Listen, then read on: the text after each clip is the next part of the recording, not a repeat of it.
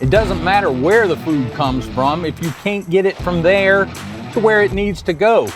Transportation and logistics is the critical link in that. It's an often invisible part of the food supply chain. Now you might call that farm to fork. I don't ever call it that. I call it what it is, laboratory to legislature.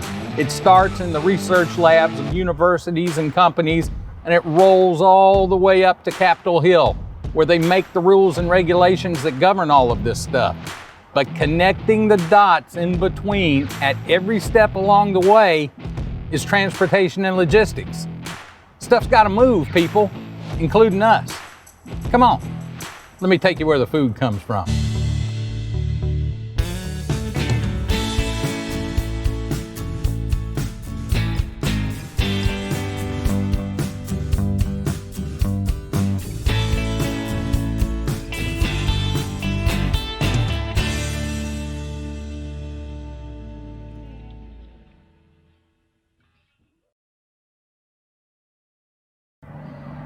Commissioner Black, we are at the Atlanta State Farmers Market in Forest Park, Georgia, but this is not typical farmers market that the folks at home might be used to. It's a real different farmers market experience. You know, when this facility was built in the late 50s, that was what was in mind, because it was a place for farmers to come to the sheds, farmers to bring their produce, their goods, spend a little while and interact with, you know, really a growing Atlanta market. The visionaries back then, I don't think envisioned where we are in 2021, because you're right, it is the Atlanta State Farmers Market, but now properly named the Atlanta State Produce Terminal and Market, because it is the produce hub, it is the terminal market for the Southeast. Farmers come in with their 53-foot trailers. They're positioned to go to either to a distribution center or to one of our wholesalers on the market. So this is Georgia's agricultural past, and now we see the present and the future reflected on the rest of the market. It's one of the few places where you can really stand and look and see those parallels, and you can look at the 1950s and 1960s, and then you can see the 2020s and beyond elsewhere on this market. Right. We've got a lot of valuable clients or partners that we have that have been here, families have built a business for a long time. The reality of it is, in our Georgia Grown Shed, it's a very small seasonal business now, where you actually have Georgia farmers occupying those spaces. Some of these folks have been here, they're in the wholesale business, they're in the produce business, and it's a very popular place for people to have that vision of 1963 of this is the way I'm one of those kids that grew up remembering coming to the Atlanta Farmers Market. But the facts are right now, there's only very few weeks of the year where there's actually a Georgia farmer here that you would see. These other folks that have produce business, which is wonderful. Well, the public is certainly welcome to come here, and in fact encouraged to come here. Absolutely. And they can visit anytime, and they can come buy from these vendors at the sheds, the pavilions here on the market. And there's always something interesting to see, and maybe something you never had before, or maybe something that's fresh off somebody's farm. Right. That you're not gonna get any better than that. Right. But the bulk of the industry has evolved to a point where there's bigger players because there's more mouths to feed, and that food's gotta keep moving. I'll admit we're a little behind. I'm not where I'd like for us to be. But we're working with the legislature. We've got some very, very staunch advocates in the legislature. Some of them actually are producers who send product here. We'd like to see, a different, a facelift and us being able to change the paradigm a bit of how we respond, what the needs of 21st century producers are. That's what we're doing. With their help, I think we're going to see some really exciting days for this market in the years to come. The future of this market is how do we keep pace with 21st century agriculture and then the demands of the consumer.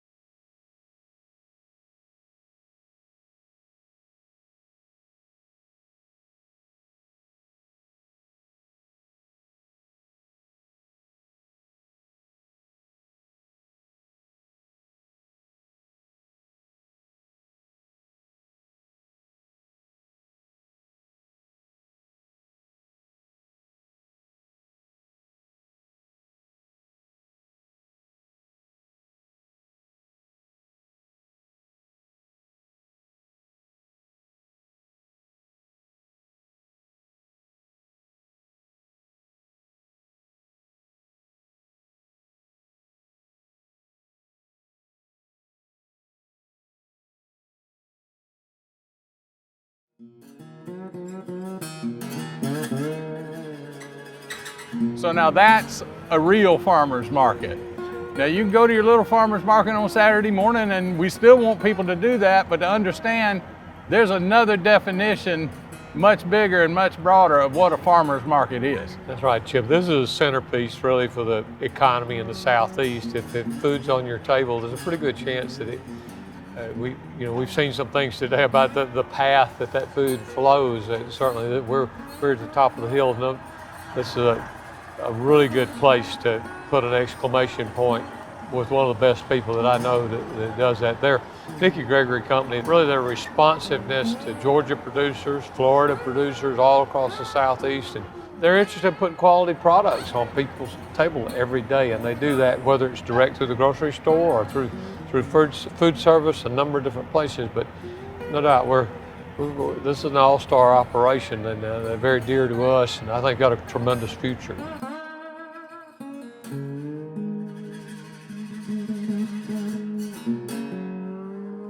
You are the man behind the Nickey Gregory Company. That's been 2 decades plus running now, Yeah. But you've been on this Atlanta State Farmers Market a lot longer than that. I've been here since I was 5 years old. 5 years old. What were you doing here at 5 years old? My dad come to Atlanta for a company out of Pelham, Georgia called Bull Frost Egg Tomato, and we were selling tomatoes, the vine ripes for the open market, and we never went home. Oh, we did. We went and loaded everybody else up and moved to Atlanta. And so you literally grew up on this market. Oh, yeah. My starting pay at 5 was $2.50 a day.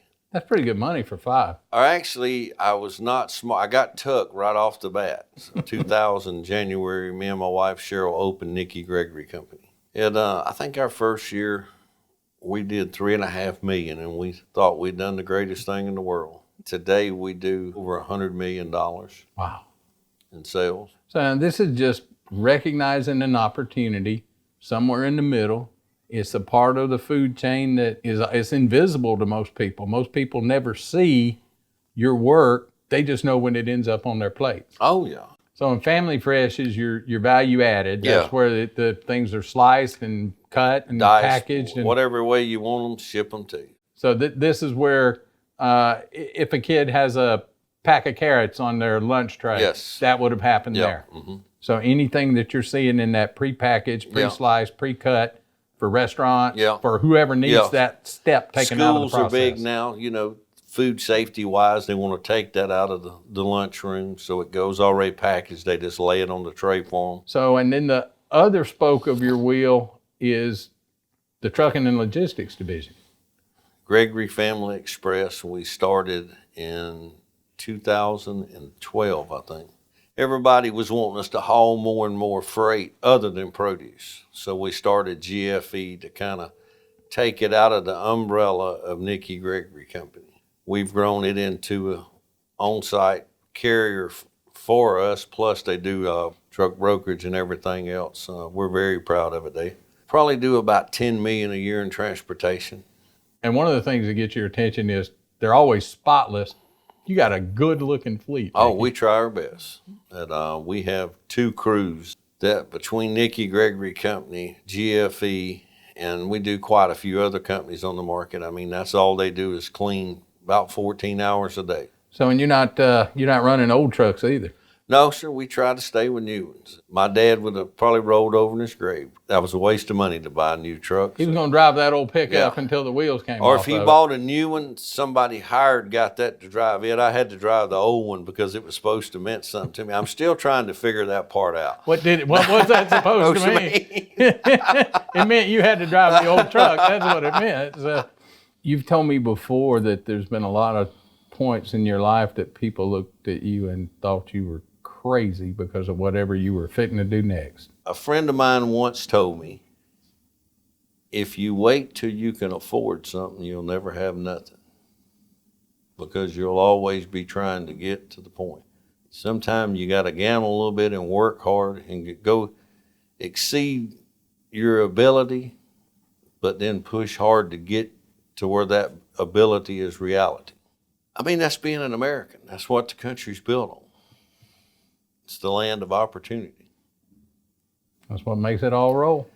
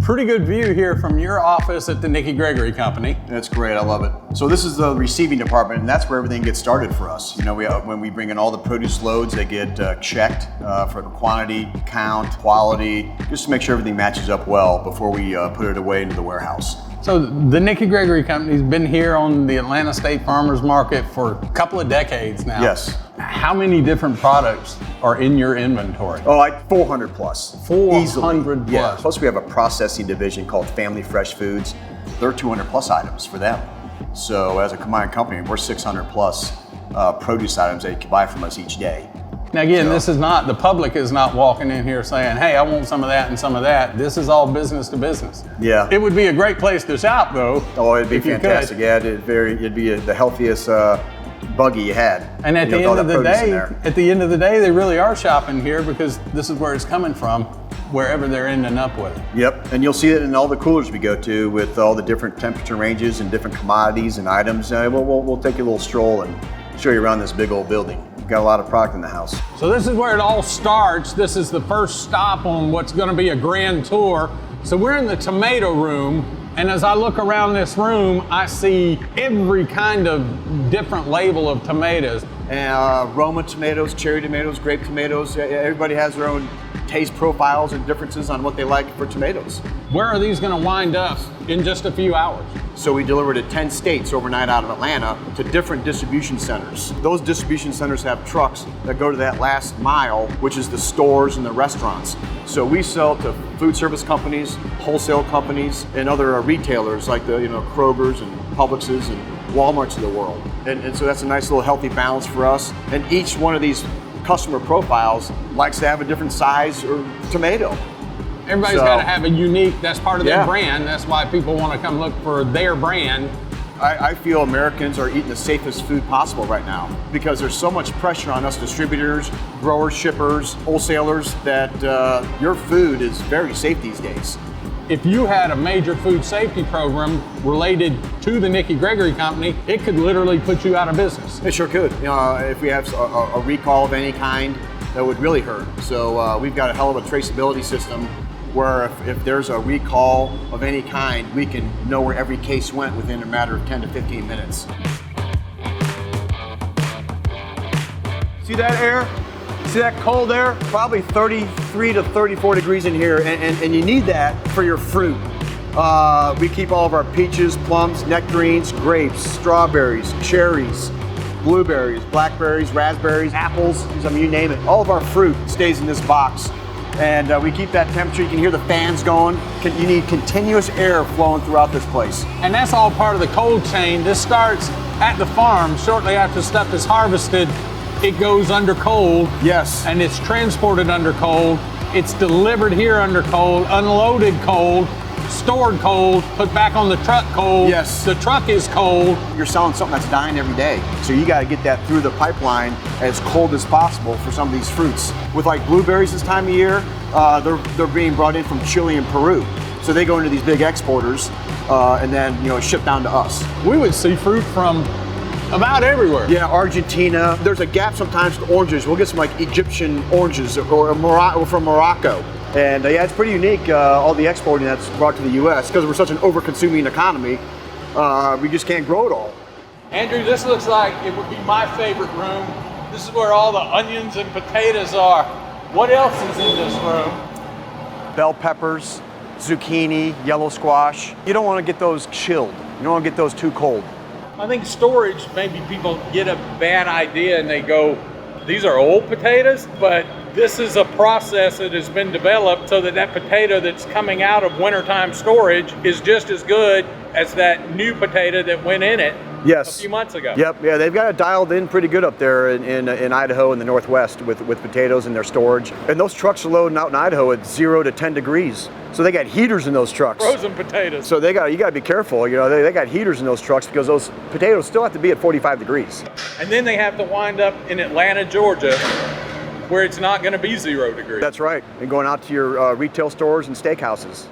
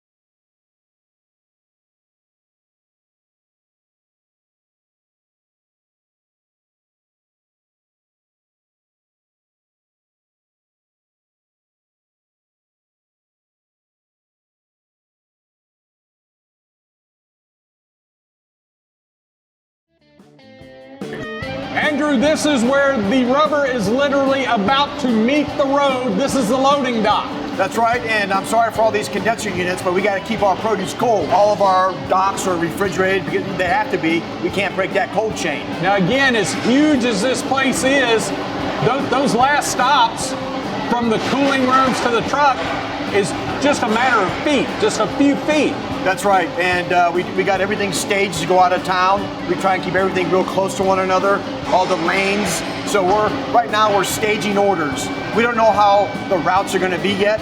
Usually between like noon, 1 o'clock, all the orders are in, and then we start routing trucks, and then it's gangbusters out here loading trucks. You gotta move fast, and we try and push our customers to get the orders in so we can get our trucks loaded.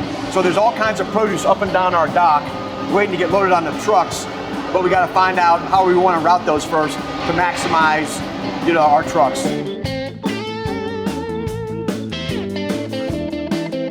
L&M is headquartered in Raleigh, but you guys are all over the United States and got farms in a couple of other countries as well. We farm about 20,000 acres of crops 20,000 in 9 states, Mexico, and Honduras.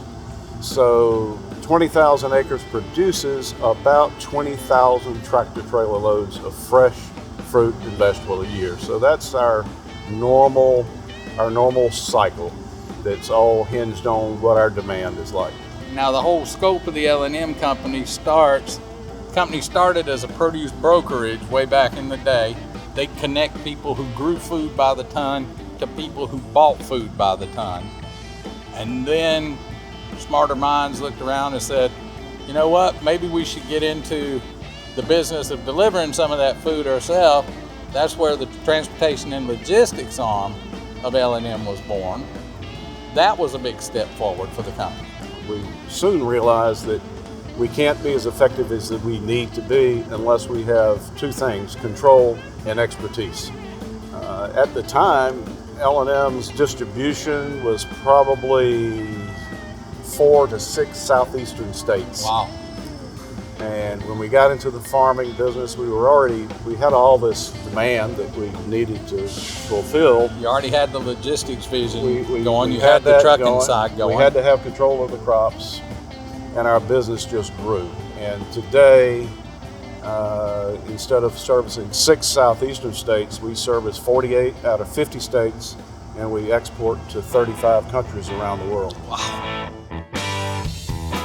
Matty, I tell you, I've been on a lot of farms, and this don't look nothing like a farm. But here we are in Raleigh, North Carolina, right in the heart. We're in the big city now, but without this department, this building, this room, the people in here, what L&M grows on its farms, really wouldn't matter much at all, would it? No, she couldn't get it anywhere.